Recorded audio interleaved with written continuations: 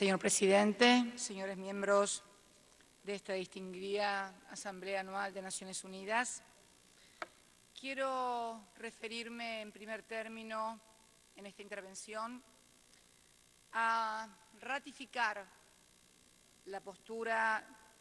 personal de esta presidenta y la de la República Argentina como país y la del pueblo argentino en cuanto al enfático repudio y rechazo al salvaje asesinato de que fuera objeto el embajador estadounidense Chris Stevens en la ciudad de Bengasi, en la República de Libia. Este hecho que caracteriza, una vez más, la andanada terrorista, ha merecido por parte nuestra también un pedido de reflexión acerca de determinadas interpretaciones que hubo en su momento referido a acontecimientos sucedidos en los países árabes y que fue por muchos líderes occidentales interpretado o denominado, tal vez periodísticamente, como la primavera árabe, pero que en realidad y humildemente y con mucho respeto desde nuestro punto de vista reflejaba tal vez otras situaciones no percibidas, no entendidas, no comprendidas por los principales líderes de Occidente. La muerte de Chris Stevens en Bengasi no es casualidad, fue precisamente allí donde se originó el principal foco de resistencia al régimen de Muammar Gaddafi y desde donde aquellos que tenemos cierta inclinación por la política internacional sabíamos muy claramente que residían precisamente allí los principales fundamentalistas islámicos, opositores no ya al régimen de Muammar Gaddafi, sino a una coexistencia pacífica en un mundo de paz entre hombres y mujeres de diversas razas, religiones, creencias o pertenencias. Digo esto porque es necesario tener una clara percepción de cuáles son los problemas y cuáles son verdaderamente las situaciones que se están originando en el mundo y en el Medio Oriente en especial, para entender la necesidad de tener políticas diferentes orientadas a construir una paz verdadera y duradera. Una paz que debe implicar siempre elegir antes que el lenguaje de las armas, el lenguaje de la diplomacia. Porque si uno recorre la historia reciente podrá advertir que muchas veces personajes, fracciones políticas que parecían aliadas de Occidente, finalmente, al cabo del tiempo, terminaron convirtiéndose en acérrimos enemigos de los valores occidentales por una tal vez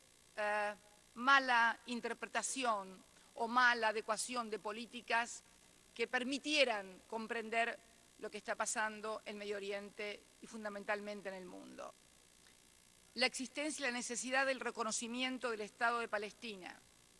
como también la necesidad y el reconocimiento de que Israel viva dentro de sus fronteras legalmente reconocidas de acuerdo al Estado en 1967, son parte fundamental y el nudo fundamental del problema en el Medio Oriente. Nosotros abogamos por parte de la República Argentina y creo también reflejar los intereses de nuestra región de dar una respuesta a algo que viene reclamándose durante décadas y que, sin embargo, por distintas circunstancias y atravesando distintos gobiernos, las distintas potencias occidentales que tienen una inmensa responsabilidad en ese liderazgo, no han logrado construir. Para Chris Stevens y para su familia ya no habrá primavera árabe, ni siquiera verano, sino simplemente un invierno terrible y eterno. Por eso creo que es imprescindible replantear desde Occidente estrategias y políticas diferentes respecto de Medio Oriente, porque corremos el riesgo de que diciendo defender valores, terminemos finalmente a través de estrategias equivocadas, atacando esos valores, profundizando la crisis y que sucedan hechos como el que sucedió en Bengasi, donde tuvimos que y tenemos que lamentar la muerte de un diplomático, cualquiera sea su origen, en este caso un embajador estadounidense, cosa que no sucedía desde hacía muchísimo tiempo. Similar situación podría describirse respecto de la otra gran crisis que aparentemente de carácter económico sacude al mundo. En el año 2008, cuando nos tocó concurrir a esta asamblea, se desplomaba Lehman Brothers y una crisis que parecía causada porque había pobres que no podían pagar hipotecas. La famosa crisis de la subprime hoy ha terminado en algo más que una crisis de los pobres que no pueden pagar sus hipotecas y se ha corrido finalmente el velo y se ha descubierto, o por lo menos ha quedado expuesto ante la luz pública, que ha sido precisamente la administración financiera de capitales sin ningún tipo de regulación, no ya en beneficios de los sectores más empobrecidos, sino de los sectores más ricos de la sociedad, los causantes de esto que ya es una crisis global. En Europa, la crisis de la eurozona, que no es más que la crisis de las deudas soberanas, países que deben más que su PBI, familias endeudadas más allá de sus posibilidades y por 20 o los próximos 30 años. En estos mismos momentos que estamos aquí, se está produciendo en España una represión contra indignados que reclaman la renuncia del gobierno por los programas de ajuste que se están aplicando, recetas ortodoxas, las mismas que se vienen aplicando desde hace décadas infructuosamente. Y quiero decirles que cuando hablamos de esto, no hablamos desde lo empírico. Cuando hablamos de esto en la República Argentina, lo hacemos desde el conocimiento profundo de haber sido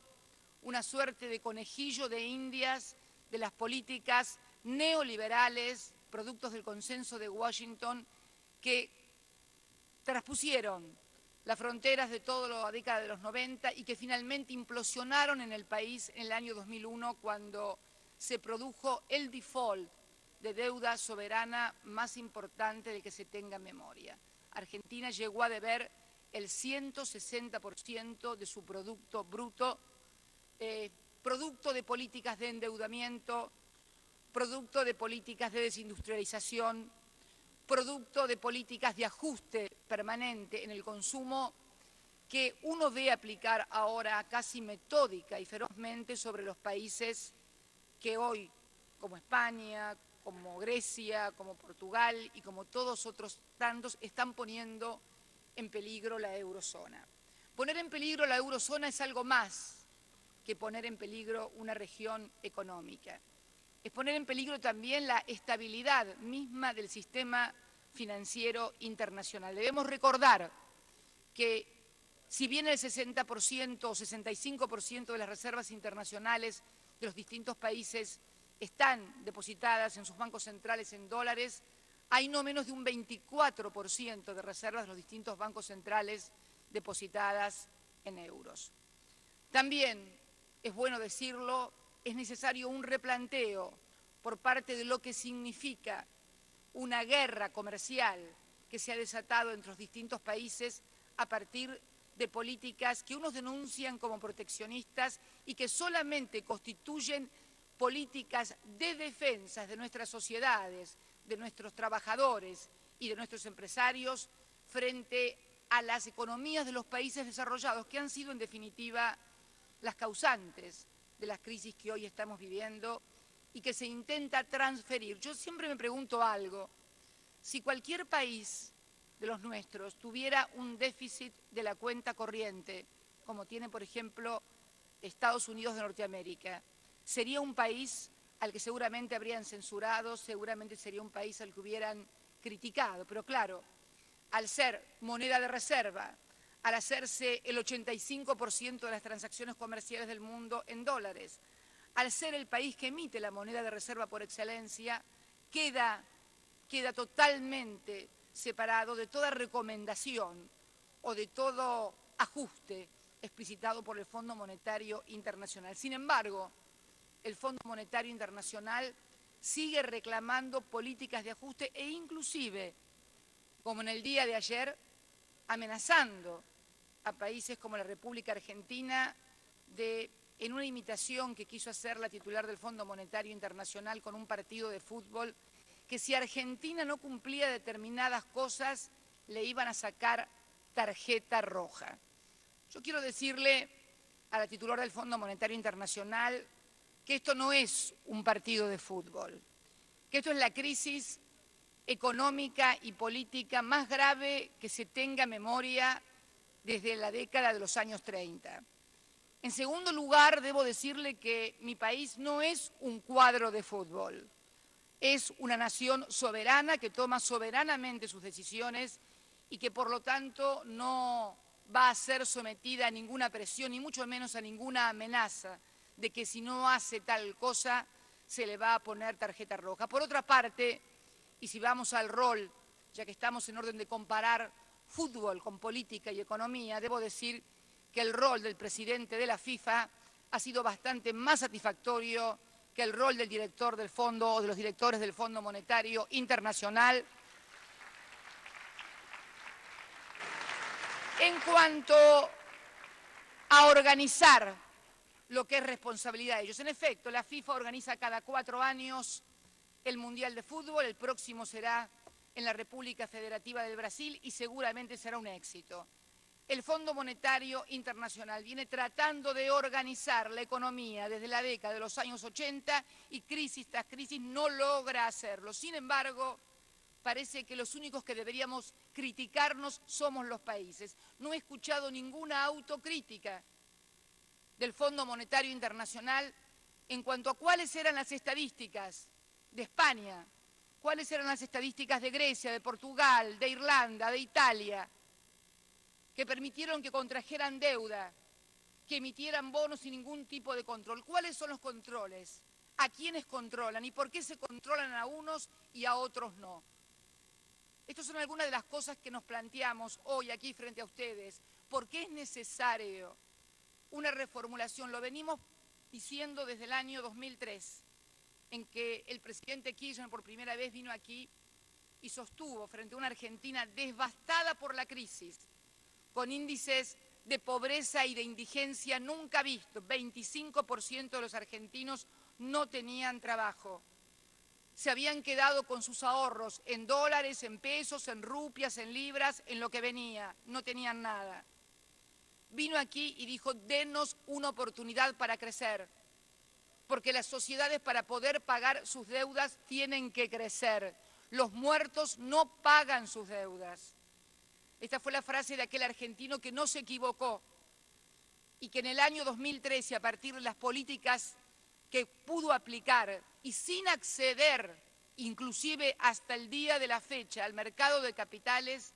Argentina ha reestructurado el 94% de su deuda soberana y viene pagando rigurosa y regularmente cada uno de sus vencimientos desde el año 2005 a la fecha. Y lo vamos a seguir haciendo, porque privilegiamos políticas en las cuales la producción nacional, el valor agregado, la generación de trabajo, atender a los sectores más vulnerables a través de programas sociales que representan el 1.2 de nuestro PBI y que han sido definidos por hombres como Bernardo Klinsberg, como los programas de política social más importantes de Latinoamérica, nos han permitido un crecimiento que sin lugar a dudas es el más importante de los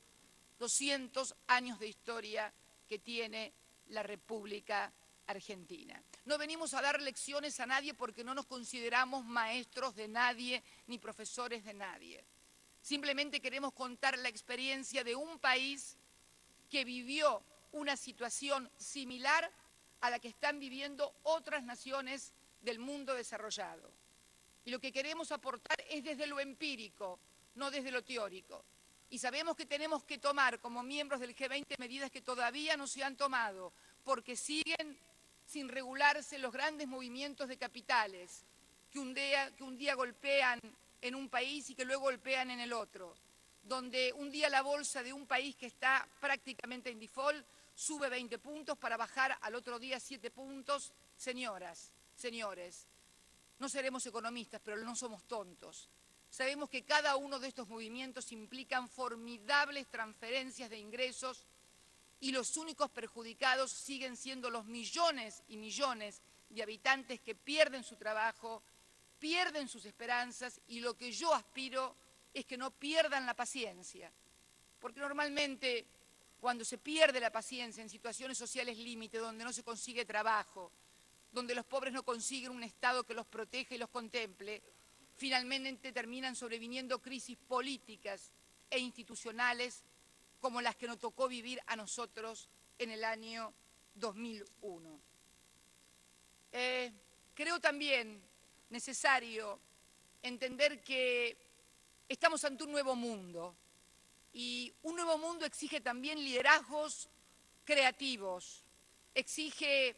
arriesgar nuevas ideas y nuevos conceptos, querer solucionar los problemas que hoy tiene el mundo con las recetas que los provocaron resulta absolutamente absurdo. Es necesario decirlo claramente. El tema del déficit en cuenta corriente, que es trasladado desde Estados Unidos a los países emergentes, donde se revalorizan por allí nuestras monedas y tenemos que hacer ingentes esfuerzos a través de acumulación de reservas y de medidas para que no nos transfieran desde los países centrales stock de manufacturas a muy bajo precio que atentan contra nuestras economías, que por otra parte, bueno es decirlo, los últimos 10 años el crecimiento económico a nivel global fue sostenido precisamente por los países emergentes. Y hoy somos los países emergentes los que tenemos que estar soportando que nos denuncien como proteccionistas por parte de aquellas economías que han vivido protegiendo a través de subsidios agrícolas, promociones de toda índole, en detrimento de nuestras economías y fundamentalmente en detrimento de la inclusión de millones de ciudadanos que ahora han podido ser incluidos al aparato productivo. Es clave que los países desarrollados entiendan que la contribución que los países emergentes podemos hacer al resurgimiento de la economía internacional, por la cantidad de millones que todavía debemos incluir a los beneficios sociales y a la producción, porque además hemos bajado nuestro nivel de endeudamiento como nunca se ha visto. La Argentina, hoy, de haber sido un país que estuvo con un 160% de su PBI endeudado, hoy tiene apenas un 14% de su PBI en relación a la deuda, el resto es deuda intrasector público, y estamos atravesando el nivel más bajo de endeudamiento en moneda extranjera y referente a titulares extranjeros. Obviamente que para algunos somos un mal ejemplo. ¿Por qué? Porque cuando reestructuramos nuestra deuda, y no estoy proponiendo como solución la reestructuración, pero cuando reestructuramos nuestra deuda, sostuvimos que hacia la esencia del capitalismo, que quien toma el riesgo de colocar en un país dólares con una tasa como la que se llegó a pagar en la República Argentina durante los años 90 para sostener la convertibilidad entre el 15 y el 16%, mientras en el resto del mundo se pagaba apenas un 2%, debe asumir que si alguien le paga esa cantidad de dinero frente a un mundo que paga solamente el 2%, hay grandes posibilidades de riesgo que ese señor, ese banco, esa institución no les devuelva el dinero. La tesis fue entonces que se habían arriesgado, debían compartir parte de ese riesgo. Y por lo tanto, propusimos una reestructuración en la cual esto fuera soportado por ambas partes. De cualquier manera, la Argentina pagó más que la Enron a sus accionistas. La Enron pagó de cada $100, $1 creo por accionista. Nosotros de cada $100 pagamos entre 25 y $30. Así que en realidad en esta reestructuración tuvimos mucha mayor amplitud y mucha mayor consecuencia que la que tuvo, por ejemplo, la empresa Enron, no ya con el resto del mundo, sino con los propios ciudadanos americanos. Decía entonces que estas cosas, por supuesto, pueden molestar a determinados organismos multilaterales de crédito, sobre todo porque la Argentina, durante la década de los años 90, fue exhibida como un ejemplo de lo que debía hacerse, para en el año 2001 soltarle la mano y dejarla que se arregle sola. Por eso creo que algunos creen que deben censurarnos o multarnos para que el mal ejemplo no cunda, pero en realidad, si se piensa el mundo como una totalidad y como una globalidad, si se concibe que no estamos ante un problema económico, sino que estamos ante un problema político, porque cuando carecemos de liderazgos que nos indiquen un camino cierto y concreto para superar una crisis económica de la magnitud que tiene el mundo, ya no estamos ante un problema de la economía ni de los economistas. Estamos ante un problema de la política, que no encuentra soluciones ni respuestas ni nuevos modelos para darle solución a estos problemas. Por eso sabemos del enojo de algunos organismos multilaterales con la Argentina y por eso les decimos que no vale la pena enojarse. Lo importante es replantearse en economía y en política qué errores se han cometido, qué cosas se están haciendo mal, para poder corregirlas, seguir adelante y remontar esta crisis, que de seguir prolongándose en el tiempo va a provocar no ya severos problemas económicos, sino severos problemas institucionales y políticos. Y lo que más miedo me da como militante política desde muy joven y que le ha tocado vivir periodos en su propio país donde no se respetaron los valores occidentales, donde se violaba, se torturaba y se desaparecía gente porque había desaparecido la democracia. El temor más grande que tengo como militante política frente a la falta de resolución de esta crisis es que muchísimos occidentales, que millones dejen de creer que un sistema democrático puede darles las soluciones. Si uno observa la historia de la humanidad, puede observar claramente que los más terribles totalitarismos que asolaron la humanidad fueron precedidos por severas crisis económicas que no dieron solución a la gente, que le quitaron la esperanza y que crearon oídos propicios para los cantos de sirenas prometiendo cosas que todos sabemos que es imposible cumplir. Por eso quería referirme en términos enfáticos a cómo abordar el problema o a cómo concebirlo, para de esta manera poder encaminar y encarrilar una situación que está descarrilada desde el año 2008 y que desgraciadamente no tiene visos, porque también comenzamos a ver que la crisis de los países desarrollados comienza a trasladarse a los países emergentes que hemos sido motores del crecimiento a nivel global. Y creo que una cosa está vinculada con la otra y que es una falta de interpretación, de codificación adecuada, interpretación correcta de sucesos políticos y económicos que se entremezclan en la historia de la humanidad y nos llevan a concebir falacias, como que, en definitiva, determinados movimientos políticos quieren vivir como los occidentales o que tal vez determinadas recetas ortodoxas de ajuste pueden conducir a alguna salida o alguna solución. Nada más equivocado, por cierto. Finalmente, quiero referirme a dos temas que pueden parecer tal vez de carácter bilateral. Uno fue entregado en cada una de las misiones que están aquí representadas, este cuadernillo impreso en español y en inglés acerca de la cuestión colonial de Malvinas. En el pasado mes de junio estuve presente ante el Comité de Descolonización de este organismo aquí en Nueva York para presentar nuestro alegato, nuestro deseo de que se dé cumplimiento a la 2065, resolución de Naciones Unidas, en cuanto a instar al diálogo entre ambos países, el Reino Unido y nosotros, sobre la cuestión de Malvinas. El próximo año, en enero, se van a cumplir 180 años. 180 años de que el Reino Unido, Inglaterra, usurpara ilegalmente nuestras Islas Malvinas. No solamente no ha cejado en esto, no solamente no ha dado oído alguno ni respuesta alguno a un reclamo y a una resolución de Naciones, en realidad son muchas las resoluciones de Naciones Unidas, son muchas las resoluciones del Comité de Descolonización, son muchas las resoluciones de distintos organismos como la OEA y como distintas agrupaciones multilaterales, Grupo de Río, etcétera, etcétera, que piden a Gran Bretaña que se siente a dialogar con la Argentina. No estamos pidiendo que digan que tenemos razón. Eso no es diálogo, eso es imponer un criterio. Simplemente queremos que se sienten a cumplir con la resolución de Naciones Unidas a dialogar sobre la cuestión de la soberanía en las Islas Malvinas. Y además, también a desmilitarizar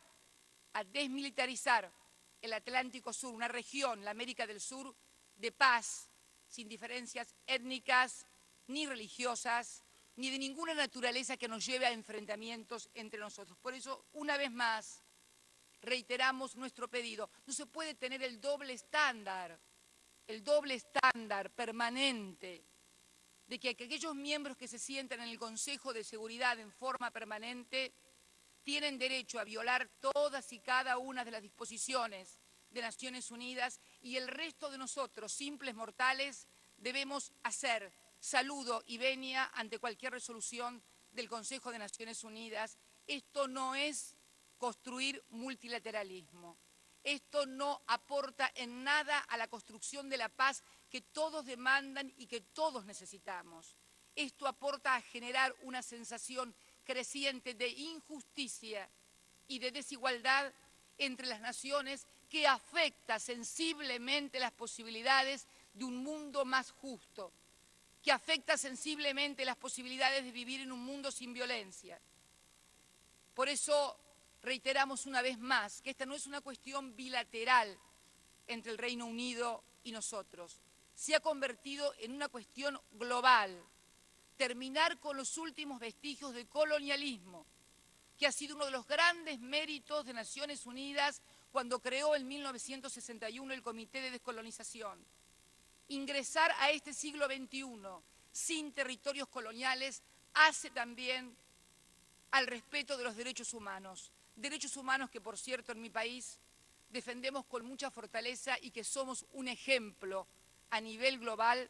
del cumplimiento de los mismos. Finalmente, y vinculado también con lo que empecé, con el repudio y la condena a la muerte del embajador Christopher Stevens en Libia, quiero referirme también a lo que para nosotros los argentinos constituye y sigue constituyendo una llaga abierta porque todavía no ha habido justicia y que es la voladura de la mutual israelita AMIA en el año 94 y también de la Embajada de Israel en el año 92. Hechos absolutamente condenables y deplorables. En reiteradas oportunidades, tanto el expresidente Kirchner como quien les habla ha pedido a la República Islámica de Irán, que ha sido acusada por la justicia argentina de tener participación en dicho crimen, su colaboración y su cooperación. En el año 2010 y en el año 2011, ante la falta de respuesta a ese pedido de colaboración y de cooperación, ofrecí como alternativa a esto, si es que la República Islámica de Irán no tenía confianza en la equidistancia, en la independencia de la justicia argentina, adoptar una doctrina que es la doctrina del caso Lockerbie, que todos ustedes recordarán, y que se refiere al atentado de un avión contra un avión inglés por parte de terroristas libios y que finalmente tuvo lugar un juicio en un tercer país y allí pudo repararse, si es que la muerte puede tener reparación,